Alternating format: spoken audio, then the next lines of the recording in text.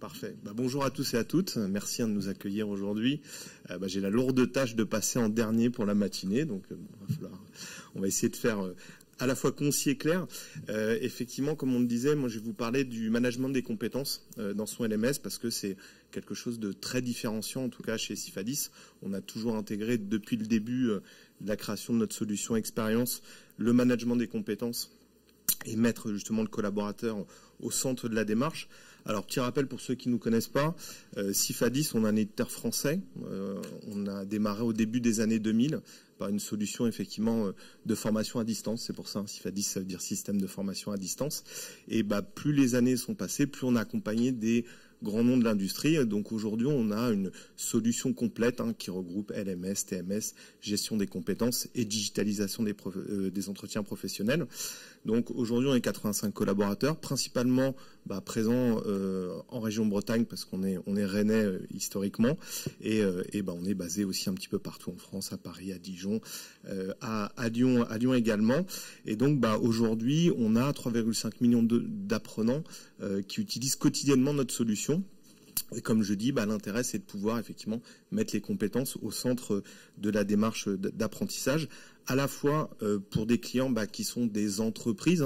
On voit sur les slides là, les différents partenaires qu'on accompagne au quotidien, que ce soit des banques, des assurances, mais également le secteur public, le domaine de la formation, forcément, mais également l'industrie, le retail et le secteur énergétique, qui sont des grands clients, en tout cas côté Cifadis. Si ma présentation elle va plutôt s'orienter vers quelle est l'approche, on va dire, gagnante des compétences au cœur du LMS. Le premier axe de réflexion, ça va être comment je peux valoriser mes compétences dans mon organisation.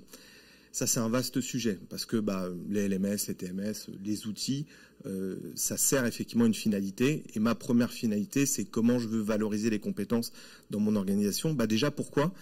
Pour identifier premièrement les compétences clés. C'est vrai que c'est important aujourd'hui d'avoir un référentiel de compétences clés qui vont servir mes objectifs d'aujourd'hui, mais aussi mes objectifs de demain. De réussir la sélection et l'intégration, parce qu'une fois qu'on a fait rentrer quelqu'un dans l'entreprise, il faut pouvoir l'intégrer correctement. Donc c'est important effectivement de valoriser les compétences clés et de pouvoir les identifier dans un process de recrutement, mais aussi d'accompagner la montée en compétences du nouveau collaborateur dans l'organisation.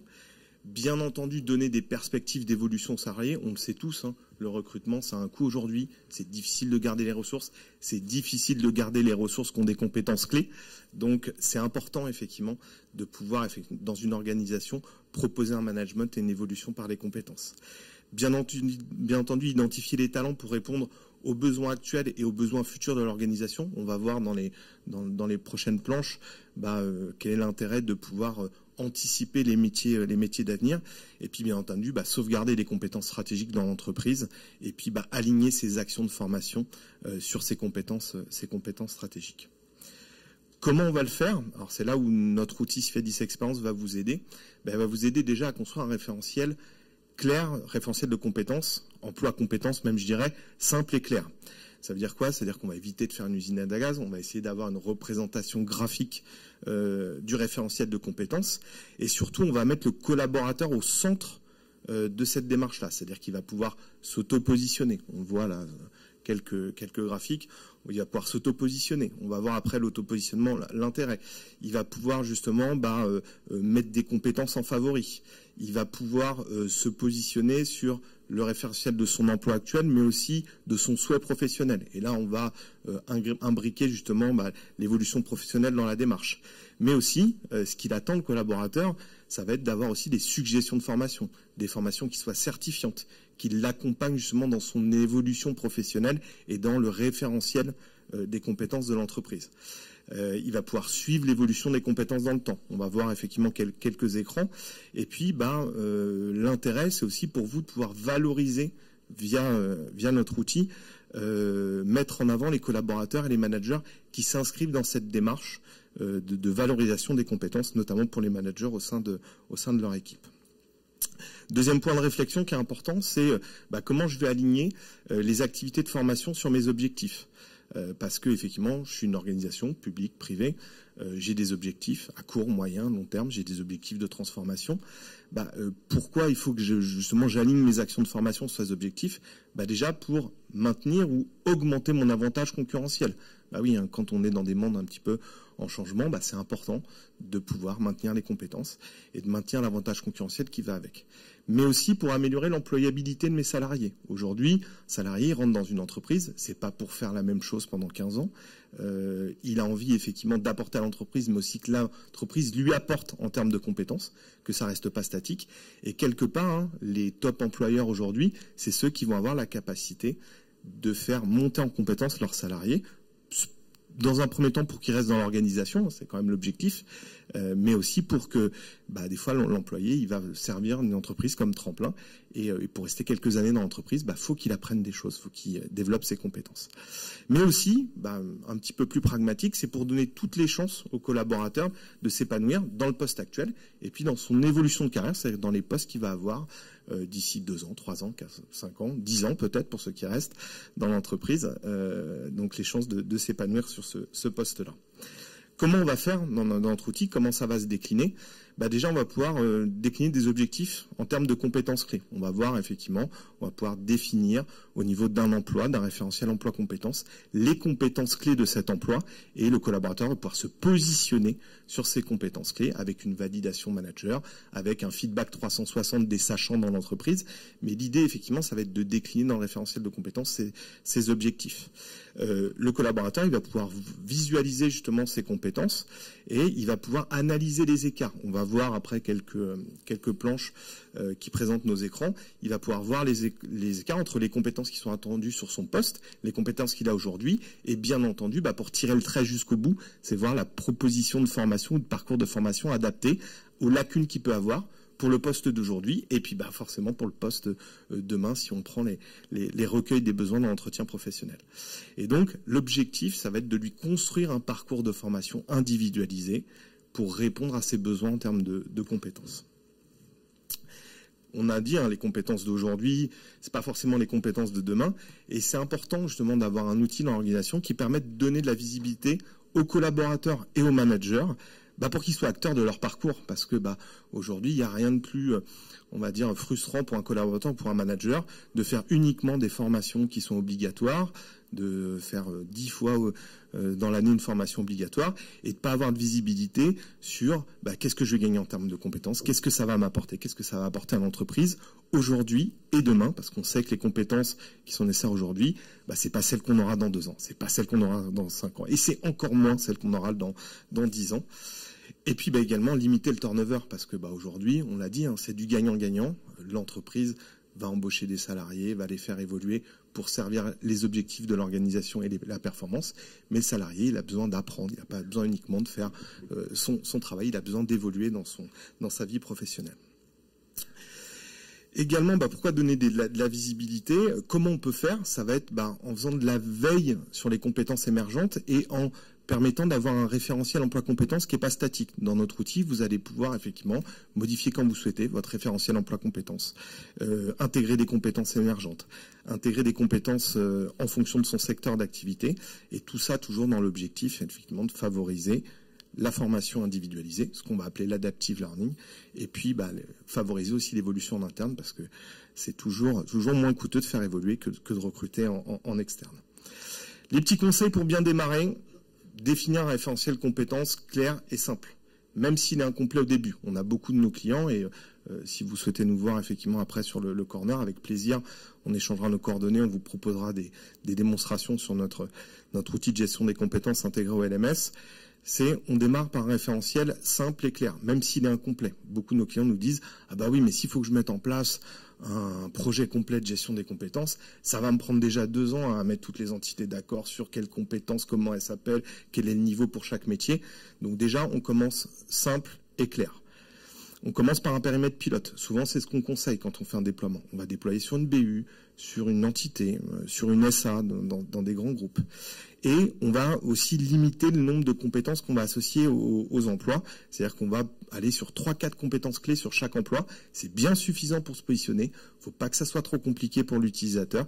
Et ça permet d'avoir des suggestions qui soient pertinentes. Se positionner sur 20 compétences clés dans le référentiel, c'est trop et ça peut perdre l'utilisateur.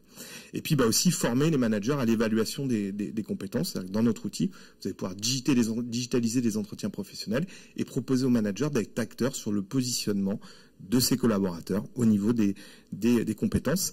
Et des fois, on a des super surprises, c'est-à-dire qu'on va pouvoir proposer aux collaborateurs de se positionner sur le référentiel de compétences complet de l'entreprise. Et on va peut-être se dire qu'il y a une personne qu'on a embauchée pour un poste, finalement, il a des super compétences très recherchées aujourd'hui sur un autre poste dans l'entreprise. En plus, lui, il l'a tagué comme compétence favorite dans l'outil, donc on peut peut-être lui proposer une évolution de carrière. Et on a souvent d'excellentes surprises quand on fonctionne comme ça. Et pour finir, effectivement, c'est aussi un outil de promotion de votre offre de formation, que ce soit en interne ou en externe. C'est-à-dire que vous allez pouvoir mettre en avant les compétences qu'on va acquérir une fois qu'on a fait cette formation ou ce parcours de formation. Maintenant, quelques illustrations pour finir, il reste quelques minutes. Dans notre outil, comment ça se présente? Vous voyez la première planche, c'est je vais pouvoir voir mes compétences qui vont être présentées en domaine de compétences. Donc je vois mon portefeuille de compétences. Je peux ajouter des compétences dans le référentiel, je peux m'auto-positionner.